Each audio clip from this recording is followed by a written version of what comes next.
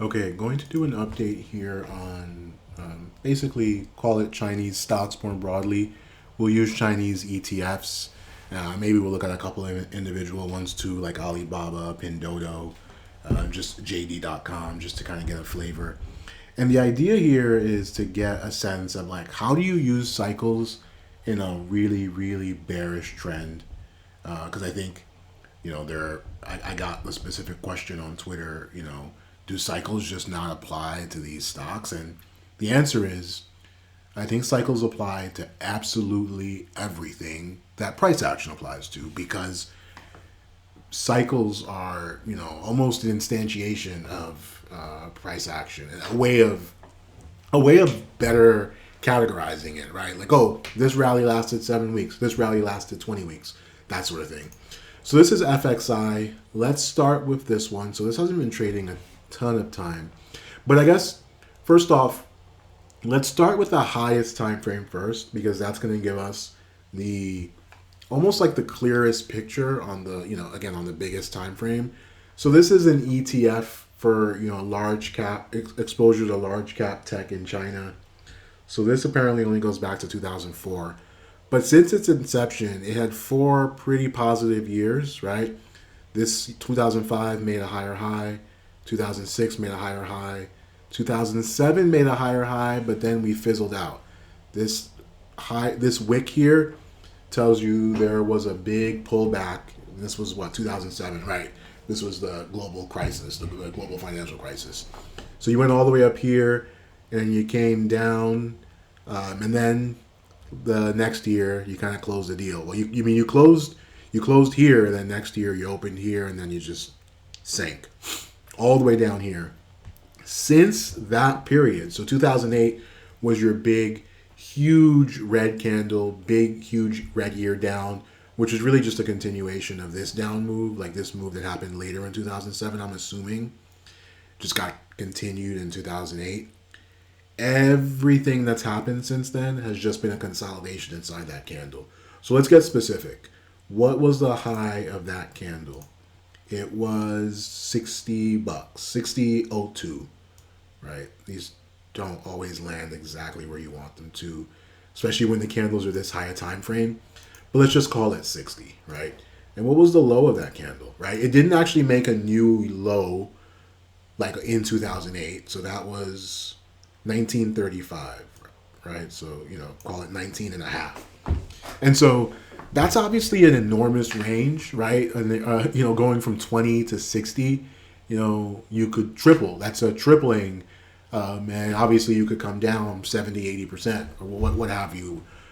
So like, this is such a huge range that you could argue it's not meaningful. And I tend to agree.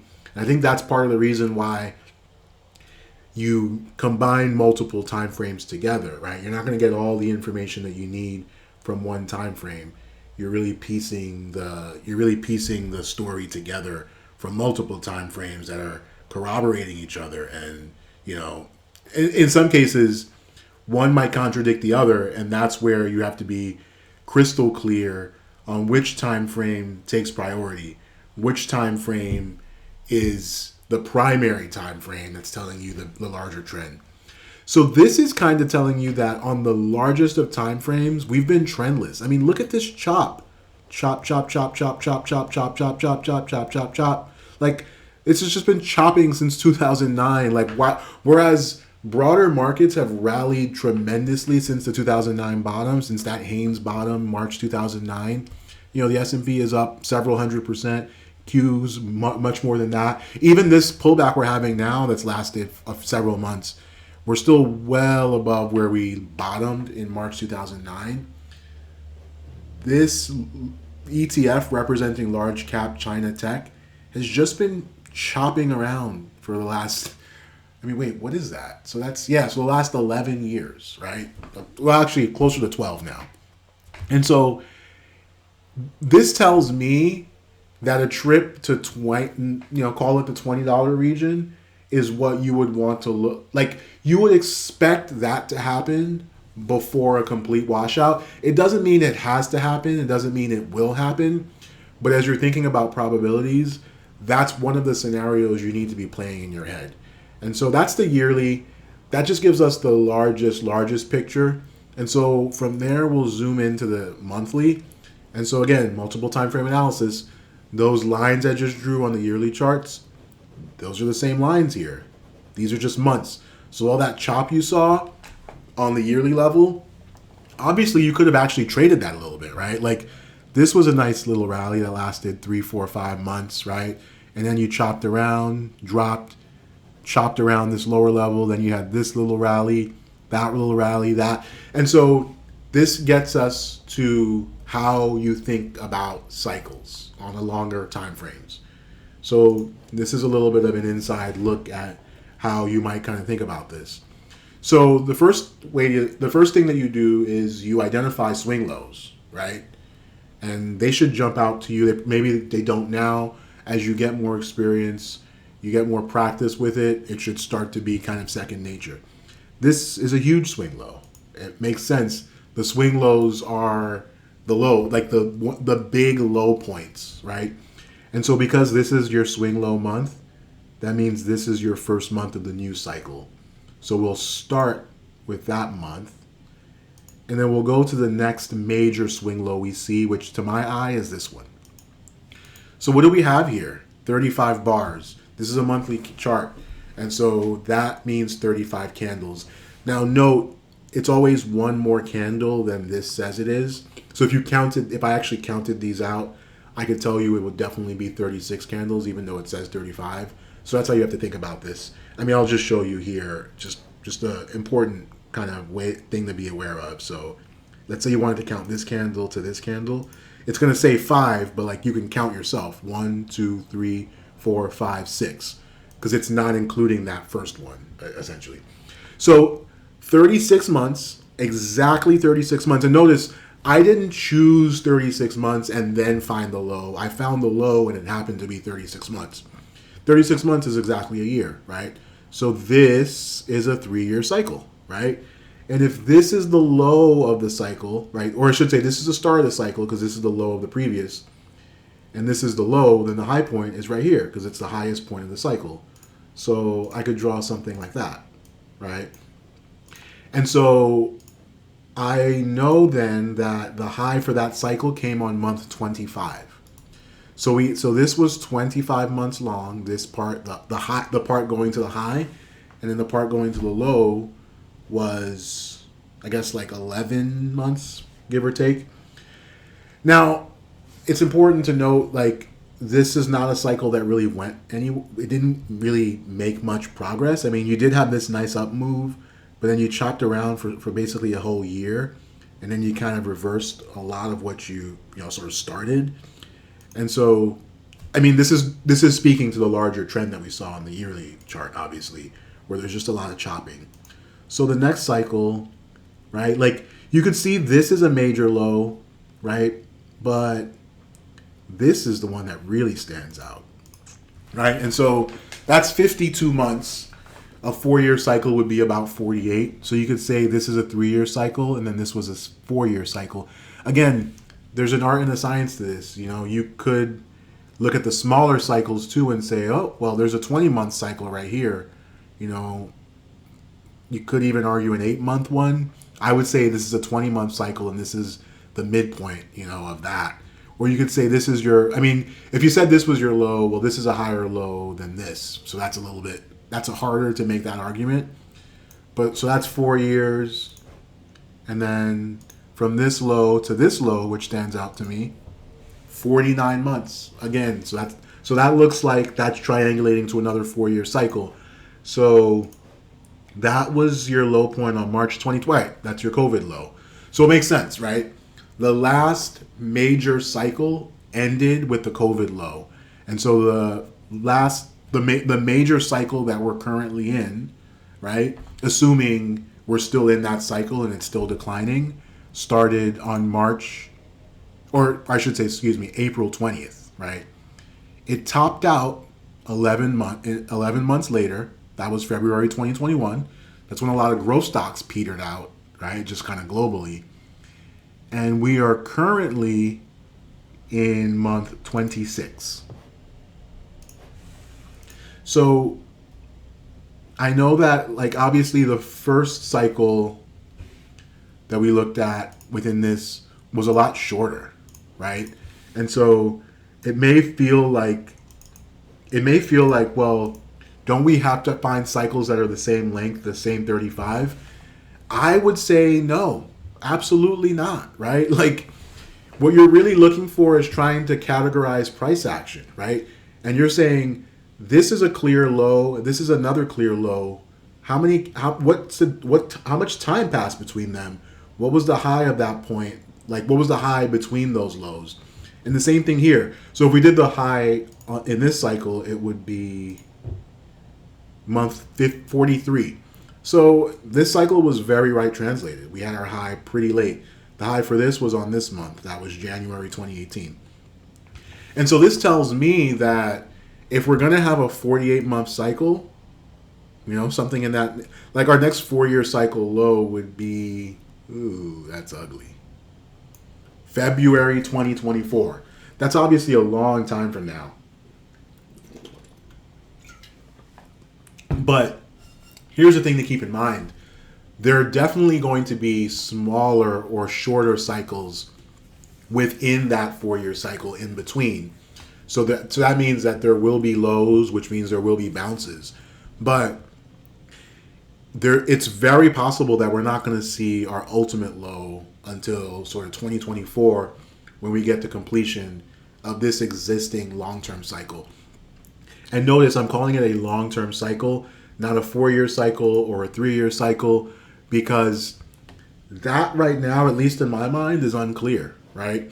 It could just as easily be that this was your low, month 24, and we're now starting a new long-term cycle, and maybe that long-term cycle is also going to be bearish. Maybe we're going to just keep, maybe we're going to keep chopping around here till 2030. Who knows? But what you can tell, what this helps you to kind of conceptualize is there's always a larger and smaller cycle at play at exactly the same time. And when things are in a really long-term downtrend, you want to zoom out and try to understand that really long cycle to get a sense of like, wow, when might the bloodbath end, right? And so having looked at that really long-term cycle on the monthly level, let's zoom into the weekly. And so all of the same exact principles apply. We're just doing this at different time frames. So now we're looking at the weekly cycle. And so the last really clear weekly cycle low to my mind is this one. Well, this is your March COVID crash, right? And again, the cycles work within each other. Weekly cycles inside yearly cycles. So there are multiple weekly cycles inside those longer term cycles we just looked at. And there are daily cycles inside the weekly cycles, which are inside those longer term cycles. So if we think about the weekly cycle that started with the COVID low, right? Like that started with this candle, and you could argue it ended with this one, right? And I'll turn on the 10-period moving average because that kind of helps as a visual cue of like, okay, when we break below the 10-period moving average fairly convincingly, that's kind of your signal that we've either made the low or we're heading to it, right? So if you say that was a 27-week cycle, you could say, so this is where it gets very sort of, I say subjective, but I mean that in the broadest sense, because it's almost like either way you interpret it, it's still going to be either bearish or bullish. It's really just a question of degrees almost. And so, you could argue that this was your next cycle. So, right, that next cycle went 33 weeks. And then we had a really early top. So this was week 1, this was week 2, and this was week 3. And that this is our early top, right? So this cycle, you could say actually probably ended right here, right? I'll move this so it's easier to see, right? So starts here, has a top here, then comes all the way down, makes a low here. That's 34 weeks, right? And then that means wow, That would mean that the existing weekly cycle that we're in actually topped out on week 2. I'll zoom in. That's actually not surprising at all, because the current weekly cycle for the NASDAQ also topped out on week 2. So the QQQ. So that's not surprising. So you have your week 1, week 2, and so that would if that were the case, that would mean this is week 20. Also entirely possible that this was a really long cycle, and so that's your cycle low. And so we're actually now on week 1, 2, 3, 4, 5, 6, 7, 8, 9, 10. And we have our high on week 3 so far. What you'll hopefully pick up here is there are no guarantees in markets. I'm not going to try to pretend I know exactly which direction something is going to go in or to what magnitude. And that's what you really have to do if you're going to mitigate risk, is you have to be humble and think about the different scenarios, not be kind of married to any one outcome. And so if we look at the daily chart, same kind of principle here. This was definitely a daily cycle low. So that makes things a little bit clearer. Like, there's no way this was not a daily cycle low. And so this was this was day 1 of a new cycle. This was your high on day 14. And this was your low on day 41. That's my read on that.